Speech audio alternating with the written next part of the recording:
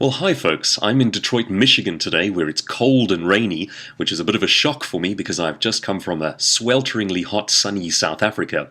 I'm busy preparing for my presentation tomorrow morning, which will be hosted by a group called Seminars on DVD, and the presentation will be the 3-hour version of my expert positioning seminar.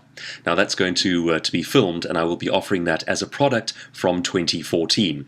But now, as I've been doing my preparations and talking about what an industry expert is, I've had a new thought that occurred to me, and it's one that I've added into the presentation tomorrow, and that is what an industry expert isn't. Because we tend to think of experts in many different ways, and some of them can actually be self-limiting. So here are 3 things that industry experts don't necessarily have to be. The first one is academic. Yes, of course, it's worth your while to pursue knowledge, to pursue excellence, and in some industries, in some cases, to get the degree, the formal qualification. But I see the formal qualification as entry into the industry. It does not necessarily position you as an expert in your industry. It's only the right to play the game. Think of it this way. Can you name the most qualified doctor that you know? Now, can you name a doctor on TV? World of difference, isn't there? Having the doctorate is entrance into the game, but television is the expert positioning portion of what they do.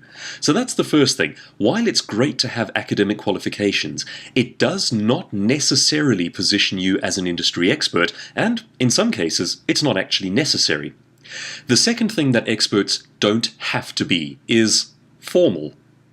You watch things like the infomercials on American television. I've been sitting watching a couple in my room today, and they have these overly sweet, syrupy, sugary kinds of presenters saying, "I love the following thing," and there's a lack of integrity to it.